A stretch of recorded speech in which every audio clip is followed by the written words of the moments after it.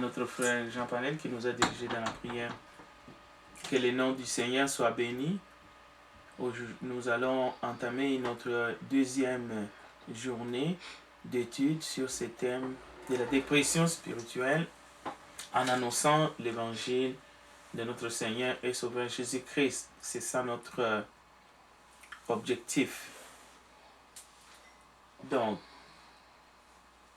je vais demander à notre frère qui nous a dirigés dans la prière, le frère Jean Panel, de chercher l'évangile de Luc au chapitre 15. Nous allons lire à partir du verset 11 jusqu'au verset 24. L'évangile de Luc, chapitre 15, verset 11 à 24. C'est l'histoire du fils prodigue. Suivons. Luc, chapitre 15, verset 11 à 24, c'est bien ça? Oui. Est-ce que c'est bien Luc 15, 11 à 24? C'est bien ça, oui.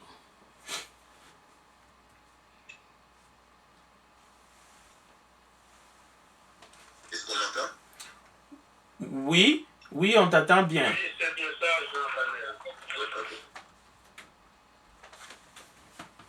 Verset 11. Il dit encore, un homme avait deux fils. Le plus jeune dit à son père, mon père, donne-moi la part de bien qui doit me revenir. Et le père leur partagea son bien. Peu de jours après, le plus jeune fils, ayant tout ramassé, partit pour un pays éloigné, où il dissipa son bien en vivant dans la débauche. Lorsqu'il eut tout dépensé, une grande famine survint dans ce pays, et il commença à se trouver dans le besoin. Il alla se mettre au service d'un des habitants du pays, qu'il envoya dans ses champs garder les pourceaux. Il aurait bien voulu se rassasier des carouges que mangeaient les pourceaux, mais personne ne lui en donnait. Étant rentré en lui-même, il se dit, combien de mercenaires chez mon père ont du pain en abondance? Et moi, ici, je meurs de faim. Je me lèverai, j'irai vers mon père et je lui dirai, mon père, j'ai péché contre le ciel et contre toi. Je ne suis plus digne d'être appelé ton fils. Traite-moi comme l'un de tes mercenaires. Et il se leva et alla vers son père. Comme il était encore loin, son père le vit et fut ému de compassion. Il courut se jeter à son cou et le baisa. Le fils lui dit, mon père, j'ai péché contre le ciel et contre toi. Je ne suis plus digne d'être appelé ton fils. Mais le père dit à ses serviteurs, apportez vite la plus belle robe et la revêtez. Mettez-lui un anneau au doigt et des souliers aux pieds. Amenez le veau gras et tuez-le. Mangeons et réjouissons-nous. Car mon fils que voici était mort et il est revenu à la vie. Il était perdu et il est retrouvé. Et ils commencèrent à se réjouir. Merci pour la lecture. Nous allons essayer d'utiliser ces textes justement pour essayer d'apprendre quelques leçons qui vont nous aider justement pour bien cerner ces grands thèmes de la dépression, de l'éloignement spirituel. Donc, nous avons vu, selon la définition la semaine passée, qu'il y avait la déprime qui était passagère et que la dépression était plutôt lorsque la déprime restait et persistait pendant plusieurs jours. Alors, la dépression, quand elle n'est pas d'abord la déprime passagère, lorsqu'elle n'est pas prise en charge, lorsqu'elle n'est pas soignée, lorsque on ne fait pas attention, alors sûrement cela peut conduire justement à une stagnation. Dans ce sens, on peut aller de la dépression et même à une grande dépression et à une déprime qui aurait été peut-être passagère, et cela peut nécessiter une prise en charge beaucoup plus importante pour nous en sortir justement de la dépression. Donc, si la Bible, parole de Dieu,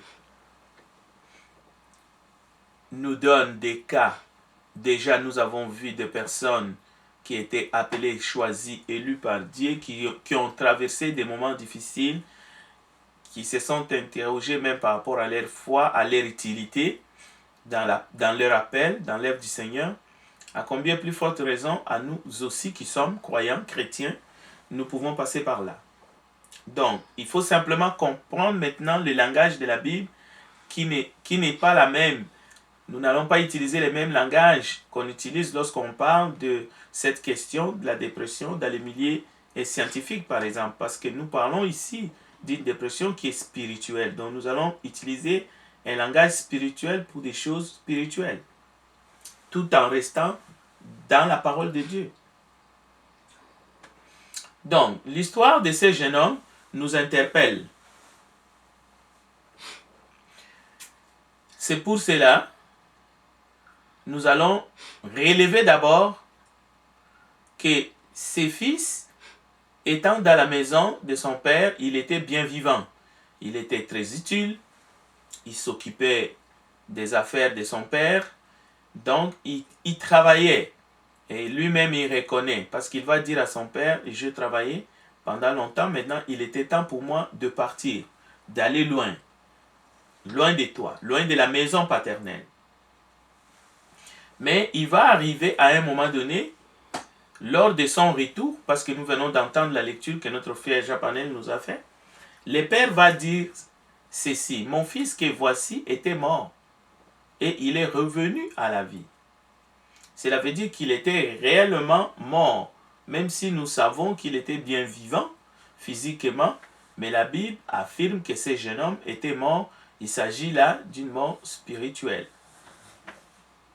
Donc, c'est un langage spirituel. C'est un langage de Dieu pour désigner les étapes ou qu'est-ce qui peut se passer dans l'homme spirituel, qu'est-ce qui peut se passer dans celui qui est en communion avec Dieu, ou qu'est-ce qui se passe à ceux qui ne sont pas en communion avec Dieu. Donc, c'est très intéressant de comprendre que même si l'homme est doté d'un corps, d'une âme et d'un esprit, mais il y a la vitalité, ce que Dieu a soufflé pour que l'homme devienne un être vivant. Donc l'âme est bien vivante, mais l'esprit est encore beaucoup plus vivant lorsque l'esprit est en communion avec l'esprit divin. Alors, dans 3 Jean chapitre 1 verset 1, nous allons lire, je vais vous lire les textes, notez, 3 Jean 1:1, l'ancien à Gaius, le bien-aimé que j'aime dans la vérité. Bien-aimé, je souhaite que tu prospères à tous égards et sois en bonne santé comme prospère l'état de ton âme. Donc nous avons ici un souhait, une prière pour que Gaius, l'ancien, le bien-aimé, vraiment, c'est la priorité des priorités. Dieu nous veut bien vivants, remplis de vie, de gaieté, de joie, mais aussi plein d'espoir ou d'espérance. Voilà comment Dieu nous veut. Donc Dieu nous veut en santé, en bonne santé, mais aussi il est question de l'état de notre âme. Parce que lorsque notre âme n'est pas bien, cela peut se refléter dans notre état physique. Alors nous avons vu et nous allons voir ce soir, j'essaie de cerner, ce que nous allons partager ce soir. Donc, on peut dire ceci. Une fois que la déprime s'installe chez l'humain, cette dépression, qui est sur le plan spirituel, essaiera de nous éloigner de notre Père Céleste ou essaiera de nous voler la joie du salut que nous avons en Christ. En d'autres termes, la Bible parle d'un amour qui se refroidit. Ça peut être à cause des épreuves, à cause des événements ou à cause des situations difficile qui peut nous arriver, ou tout simplement à cause de notre tiédeur spirituel, comme c'était le cas d'un certain Demas qui avait abandonné son collaborateur, Paul, par amour pour les siècles présents. Donc 2 Timothée chapitre 4, verset 10. Ça peut être sur la base de notre propre décision. Ça ne vient pas toujours de l'environnement, ça ne vient pas toujours de l'extérieur. Tout peut se passer en nous. Alors, ce qui intéresse Dieu, comme nous venons de l'affirmer, c'est notre vitalité. La vitalité du corps, de l'esprit, c'est un esprit vivant, mais dans l'obéissance et dans la pratique de ses vertus. Alors, 2 Timothée chapitre 4, verset 10, il s'agit vraiment d'un chrétien, de quelqu'un qui était engagé auprès d'un apôtre, justement, que nous connaissons bien. Paul, c'était son compagnon d'œuvre, mais zut, Démas avait abandonné Paul par amour pour les siècles présents. 2 Timothée 4, 10. Et il est parti pour Thessalonique, Crescence, et il est allé en Galatie. Donc, même la direction, Paul souligne pour montrer qu'il a pris une autre direction. Donc, il s'est éloigné. Mais nous sommes toujours dans l'exemple du fils prodigue, ce jeune homme. Alors, le jeune homme était bien vivant physiquement, mais aussi spirituellement. Sa relation avec son père était au bon fixe. Les textes, nous venons de l'entendre. Mais, petit à petit, il a commencé à vivre ce qu'on peut appeler les dégoûts du toit paternel. C'est-à-dire qu'il ne se voyait plus, il voulait aller faire, il voulait aller faire un peu vivre son aventure. Il voulait vraiment s'éloigner. En quelque sorte, il a perdu le goût du toit paternel, du travail familial. Donc, ça ne l'intéressait plus. Alors, petit à petit, lentement, cela va les conduire loin de la maison paternelle et il va se retrouver, selon les termes bibliques, à l'état d'un mort spirituel, selon les paroles de son père. Il est loin de la maison, mais il est mort spirituellement. Alors, combien n'y a-t-il pas aujourd'hui d'enfants, des familles chrétiennes et même des membres d'église locales qui ont été baptisés pour le pardon de leurs péchés? Combien n'y a-t-il pas de chrétiens qui se sont mariés dans le Seigneur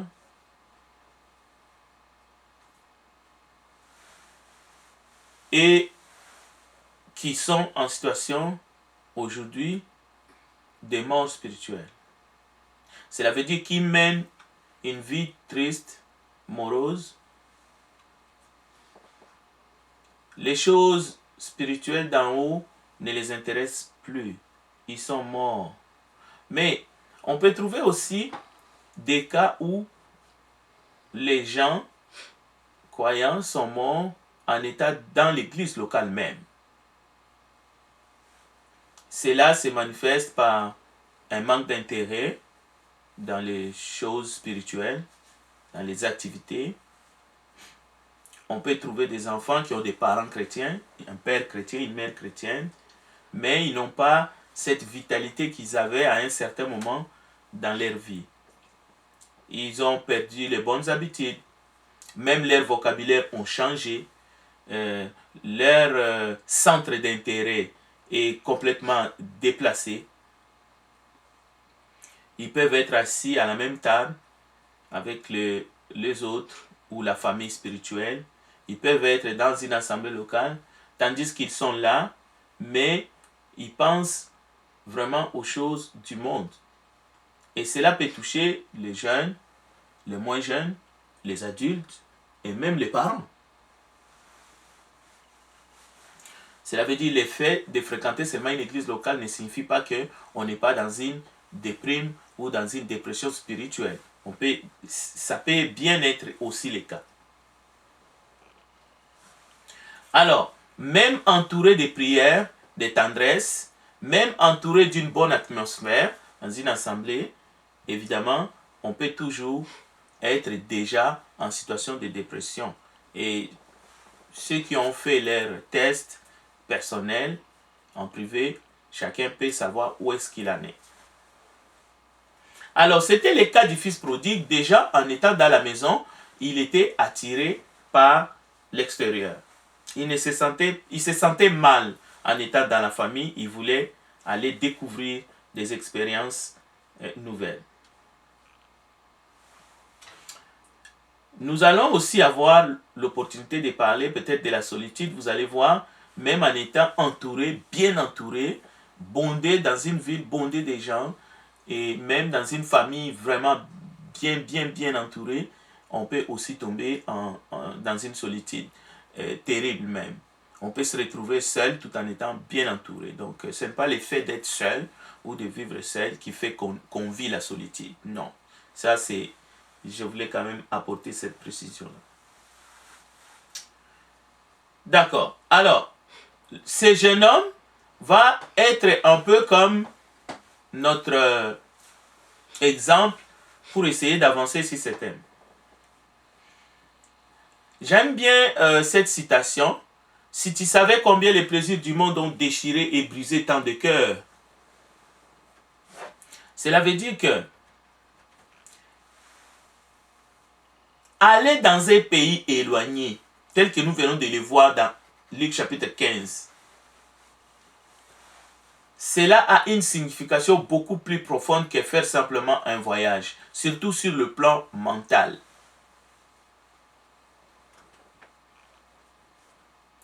Donc, l'angoisse, les avertissements que nous avons dans la parole de Dieu, il arrive, quand je dis l'angoisse, il s'agit par exemple de l'angoisse de nos frères et sœurs. Lorsque nous partons, parce que la Bible dit, il faut plaire celui qui disparaît, celui qui part, mais dont on ne sait même pas si on le reverrait encore. Dans le contexte de ce jeune homme, il part, il s'éloigne. Même si on est là, on peut s'éloigner de la vitalité. C'est-à-dire, on n'est plus connecté avec les autres. On s'éloigne dans ses pensées. Alors, les avertissements, nous sommes insensibles aux avertissements à ce moment-là. Nous devenons insensibles même aux larmes du Seigneur. Comme lui, il a versé des larmes sur Israël. Il a dit, si vous saviez, quand vous étiez visité, le Seigneur a pleuré, il a versé des larmes pour Israël. Parce que Israël ne l'a pas reçu. Donc, partir pour un pays éloigné, c'est vraiment... On ne peut pas dire quelque chose de symbolique ici. Mais ça nous envoie le message lorsque nous quittons la vie de la plénitude. Lorsque nous nous refroidissons. Lorsque nous oublions notre premier amour. Lorsque nous vivons, mais en réalité nous sommes en train de survivre. Lorsque nous décidons par exemple de retourner dans le monde du péché. Lorsque nous commençons à rechercher le plaisir du monde que nous avons abandonné. Il arrive à un moment donné, un homme peut confondre la vie et la mort. Mais seulement un homme qui est vraiment devenu aveugle, un homme qui est vraiment mort spirituellement, peut confondre la vie et la mort, la lumière et les ténèbres. Alors à ce moment-là, nous perdons toute espérance. Et lorsque nous commençons à perdre toute espérance, c'est là que nous sommes en train de... C'est comme une lumière qui s'éteint. C'est comme une bougie qui peu à peu va s'éteindre. C'est pour cela que Jésus lancera justement cette parole. Venez à moi, vous tous qui êtes fatigués et chargés, et en moi vous trouverez le repos pour vos âmes. C'est lorsque l'âme est abattue. Mais n'oublions pas toujours ces paroles de Jésus qui lance cette parole-là qui parle du fond du cœur de chacun, même ce soir. Jésus dira, celui qui croit en moi vivra. Et il continue, il dit, Jean 11, 25, des sources d'eau vive couleront de son sein. Donc Jésus a dit vrai. Cela veut dire qu'en dehors de lui, si nous ne sommes pas vraiment attachés comme une plante est attachée à ses racines, donc nous sommes desséchés. Nous ne pouvons pas avoir de vie en dehors de Jésus. Et cela ne supprime pas nos épreuves. Cela ne supprime pas les situations difficiles que nous pouvons rencontrer dans ce monde. Mais ça s'explique. Cela peut nous aider lorsque nous sommes déprimés ou que nous traversons une forte dépression ou que nous ne voyons pas le bout du tunnel.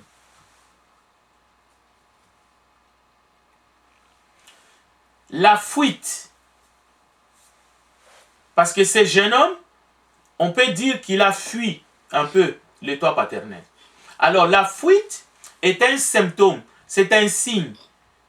En fait, ça explique qu'à cause d'une malaise ou qu'à cause d'une situation, souvent on choisit la fuite. On se défile.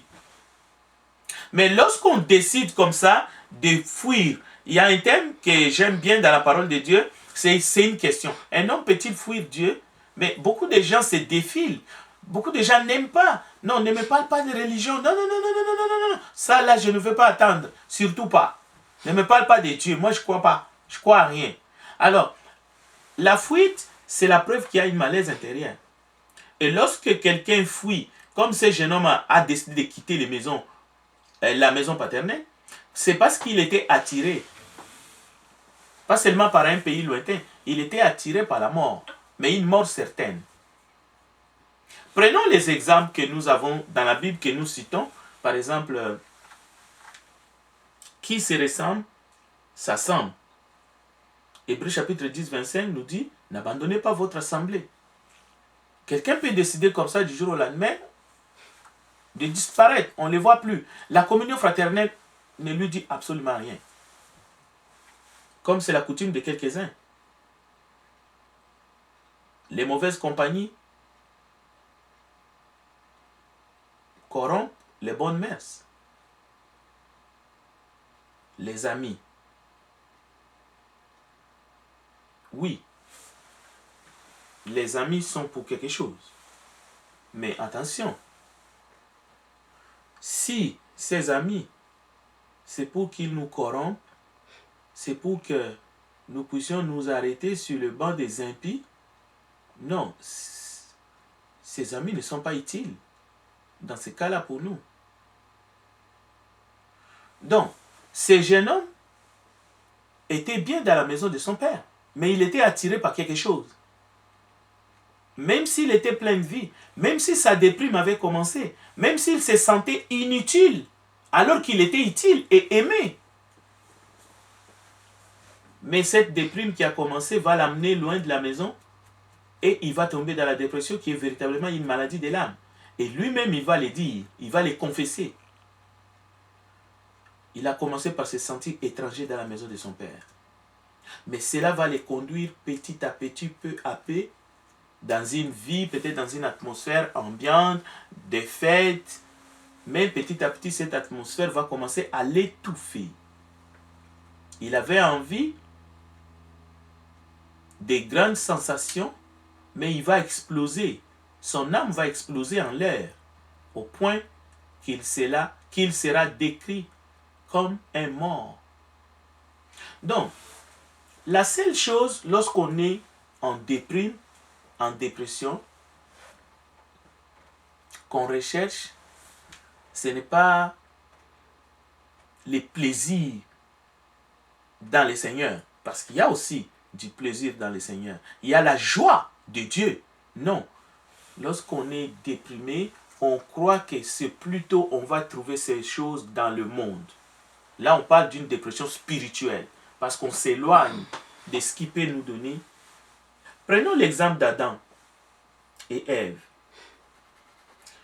Ils ont cru qu'en écoutant le conseil du diable, leurs yeux vont s'ouvrir et ils vont devenir des dieux. Mais on connaît la suite. Ils se sont rendus coupables d'une transgression.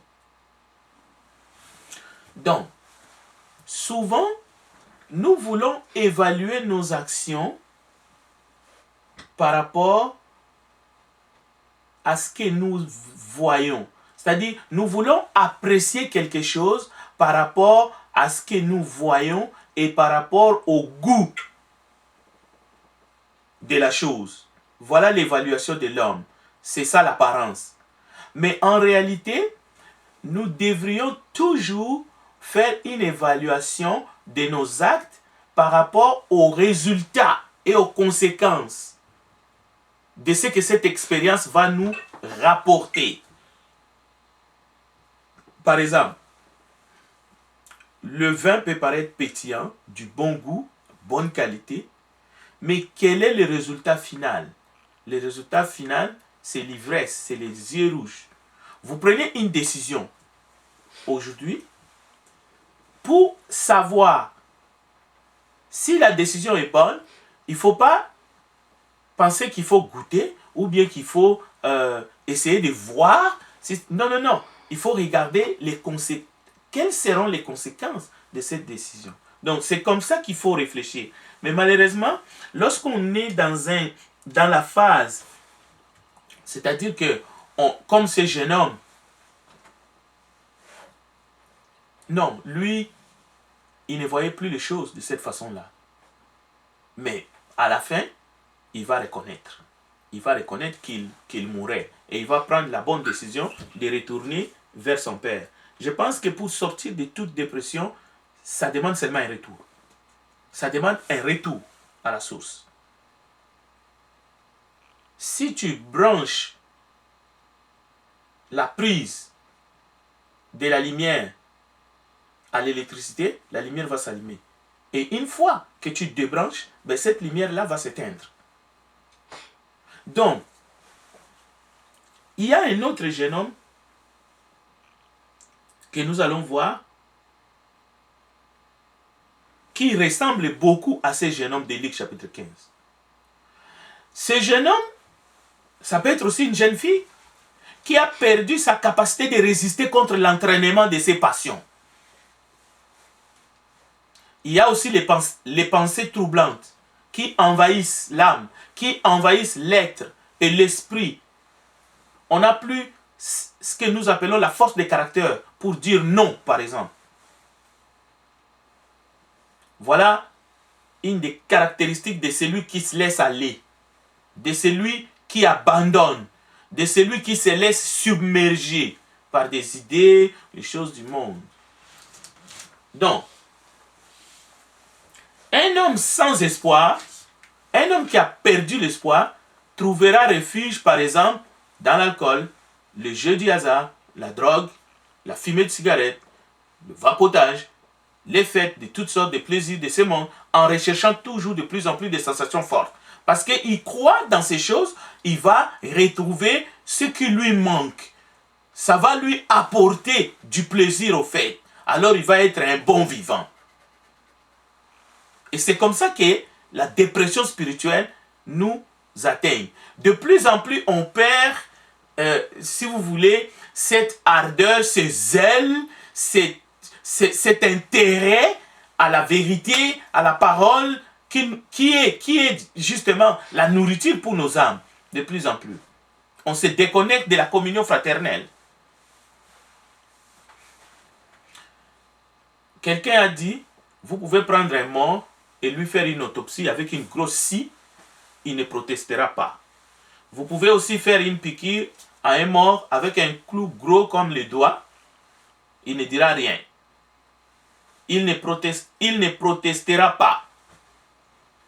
Mais une petite piqûre avec une aiguille fine chez quelqu'un qui est plein de vie, chez quelqu'un qui est sensible, vous allez voir les réactions. Les réactions, vous allez voir. Mais ça, c'est un exemple typique. Un poisson mort, il reste en surface. Il est entraîné par les courants d'eau. Donc, c'est la même chose. Un poisson mort et un poisson vivant, c'est le jour et la nuit. En termes de mobilité. Alors, une âme qui désespère n'a plus de caractère. Il est incapable de choisir ce qui est. Il est incapable de discerner entre le mal et le bien. Il est entraîné. Il se laisse aller dans sa solitude. Ses pensées sont confuses. Il est dans la confusion.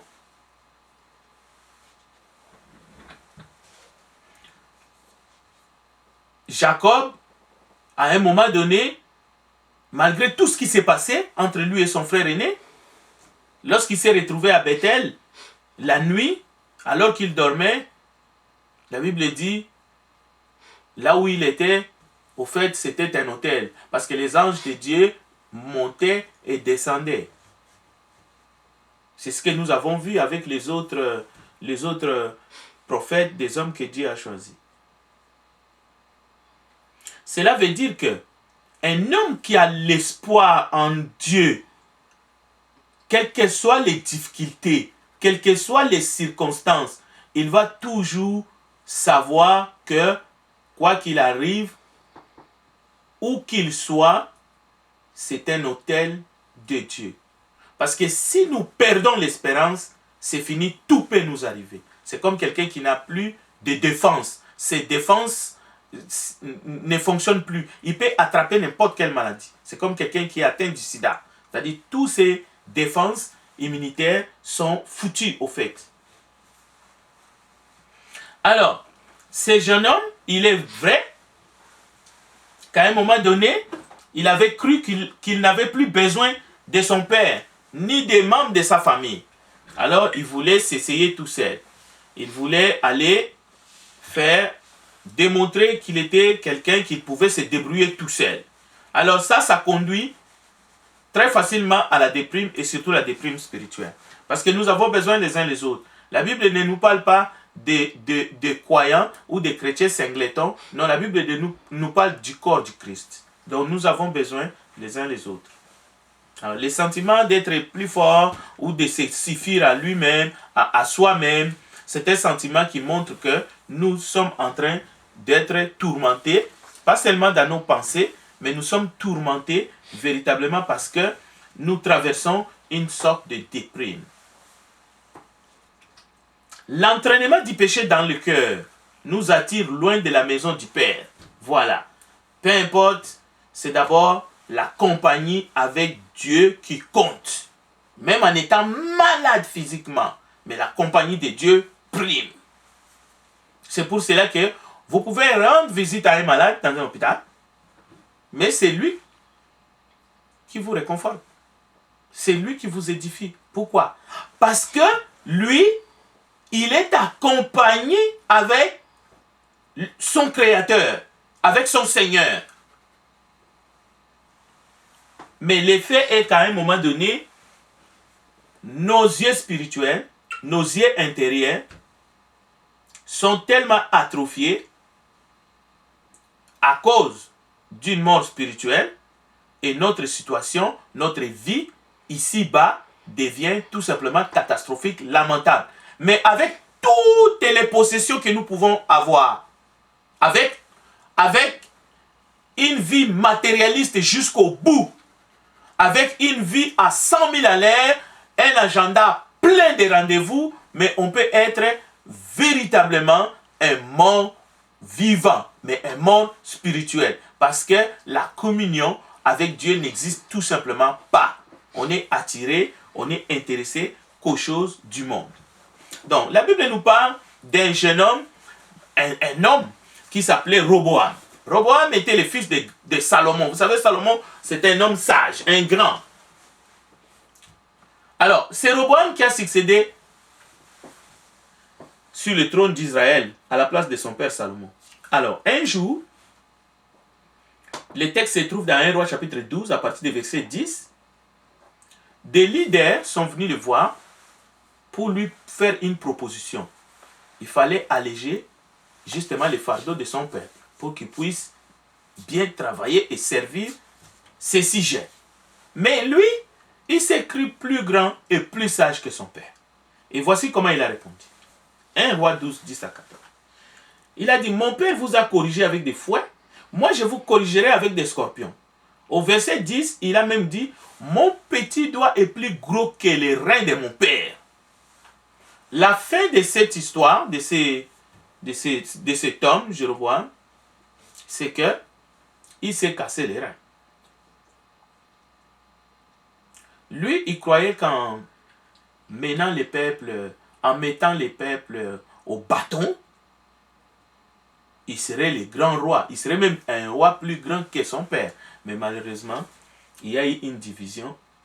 Ça n'a pas fonctionné. Donc, je ne sais pas quel était vraiment son problème, mais vous voyez jusqu'où ce n'est pas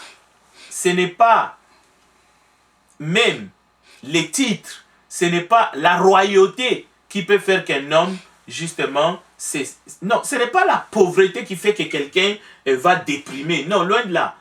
Dans tous les, disons, dans toutes les catégories, même dans la volupté, même dans les richesses, même dans la royauté, on peut perdre le contrôle et justement tomber dans une situation de troubles, de déprimes, de dépressions et de troubles. Bien. C'est une chose de vouloir vivre la vie que Dieu nous veut. Ça n'est une autre de choisir de vivre la vie que nous voulons. C'est pour cela qu'il est dit, dis-moi qui tu fréquentes, je te dirai qui tu es.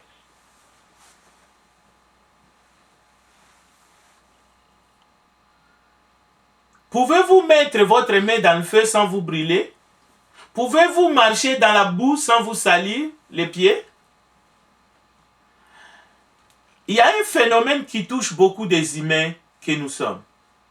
C'est se croire toujours assez fort pour risquer une aventure, pour faire comme ce jeune homme, pour choisir comme Lot, le neveu d'Abraham, qui s'est moqué de son oncle. Il a vu la plaine de Jourdain, il a vu cette terre riche qui allait jusqu'aux villes de Sodome et Gomorrhe, ces villes maudites qui allaient être détruites. Et il a dit, j'irai jusque là et je n'irai pas plus loin. C'est ça qu'il a dit à Abraham. Et beaucoup de gens tombent dans des situations de dépression. Ce n'est pas parce que... Non, c'est à cause des mauvais choix. Alors, lui, il a dit et il a cru qu'il n'irait pas plus loin. Mais on sait, il est allé plus loin. Et il s'est installé dans ces villes-là. Et à la fin de sa vie, à la fin de son histoire, c'est une grosse histoire d'inceste avec ces deux filles qui vont donner naissance à deux peuples terribles, ennemis d'Israël, les Ammonites et les Moabites. Et les conséquences de nos mauvais choix finiront tôt ou tard de nous rattraper. Donc nous devons être sérieux si nous voulons sortir de notre état de dépression et si nous voulons véritablement vivre et être joyeux comme la Bible nous dit. Soyez toujours joyeux. Donc ça ne peut pas se faire comme ça. C'est une question de choix, c'est une question d'espérance, c'est une question de jugement.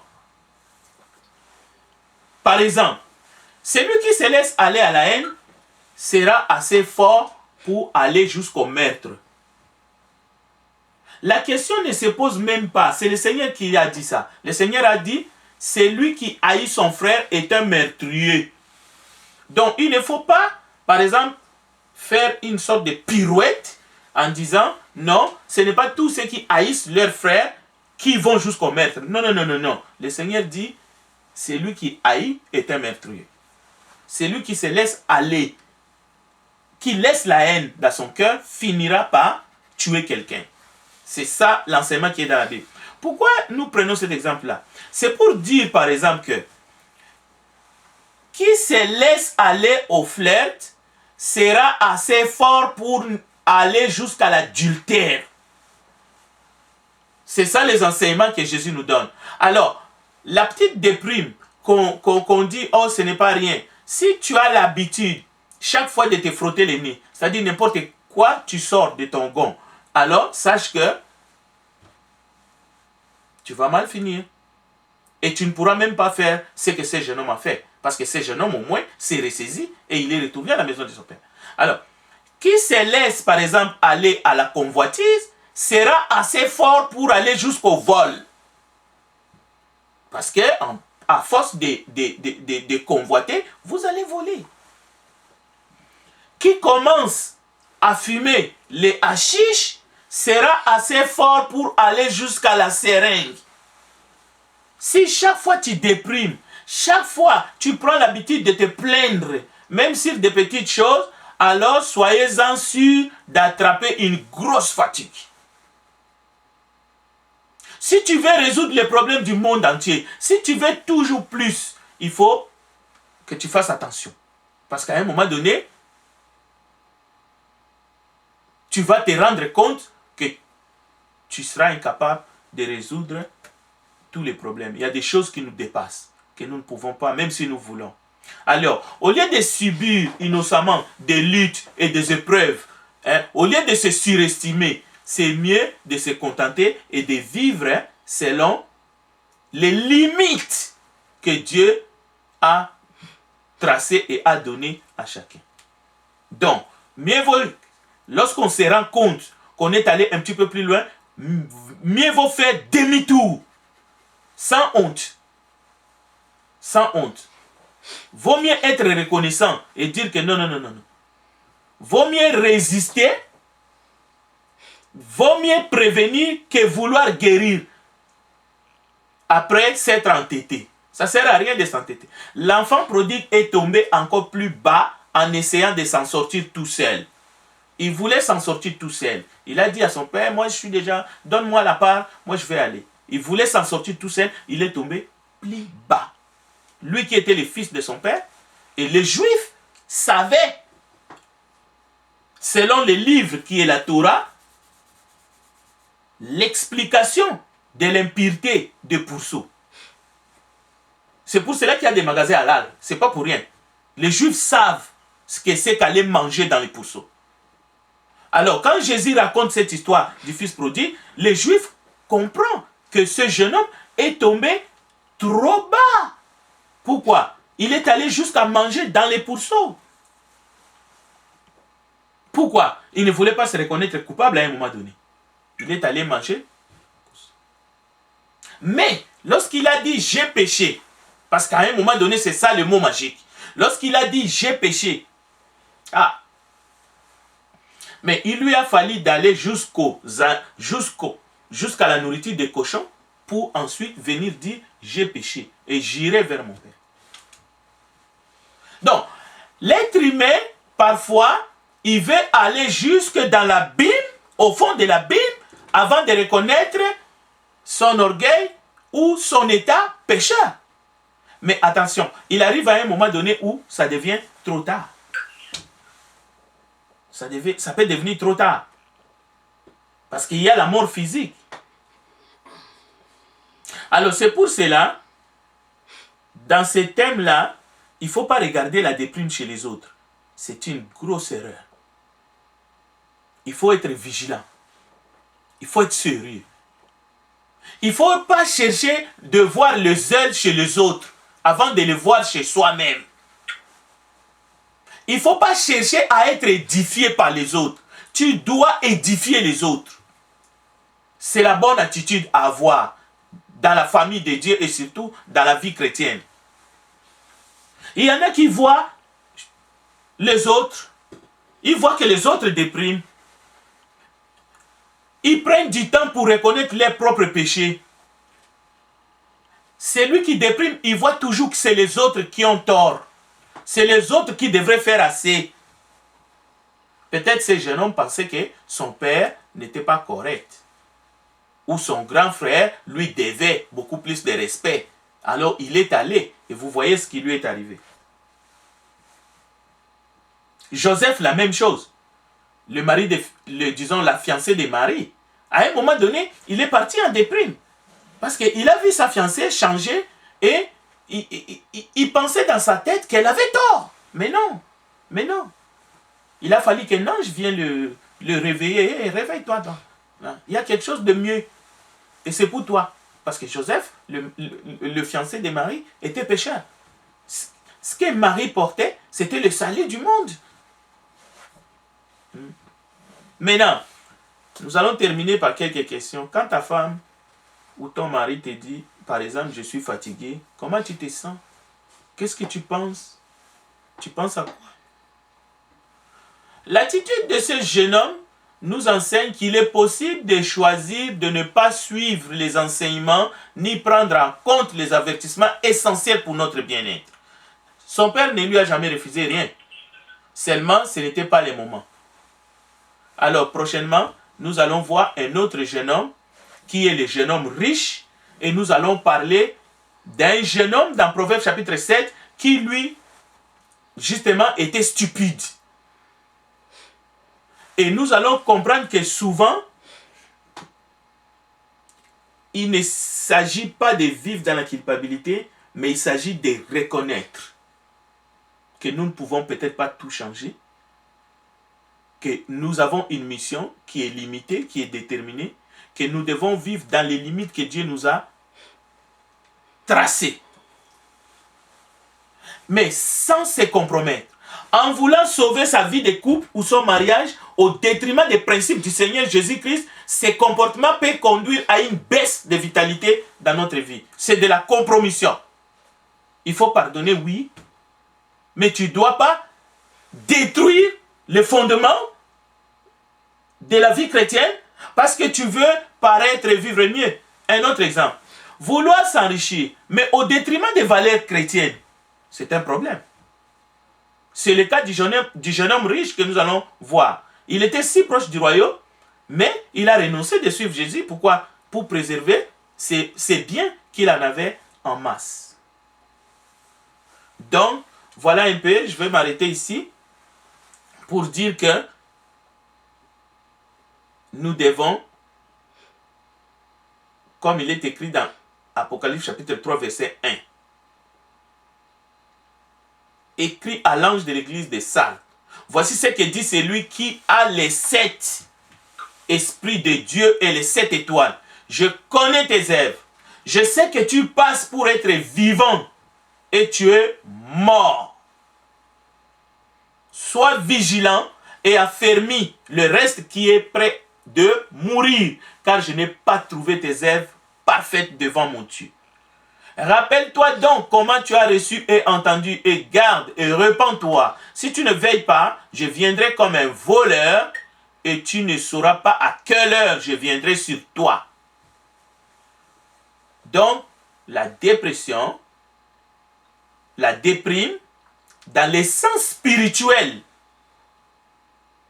est comparable à une mort spirituelle. Mais nous pouvons nous réveiller, nous pouvons nous ressaisir, nous pouvons faire un sursaut parce que notre Dieu, c'est un Dieu qui nous écoute, c'est un Dieu qui peut changer de situation, c'est un Dieu qui nous attend comme les pères qui n'attendaient que le retour de son fils. Et il lui a organisé une grande fête. Que Dieu bénisse sa parole. Je retourne la parole à notre frère Jean-Rémy Dorsan. Je ne sais pas si quelqu'un a des questions, si on a le temps de prendre une ou deux questions. Sinon, ça pourrait aller à une prochaine rencontre. Est-ce qu'il y a au moins une question?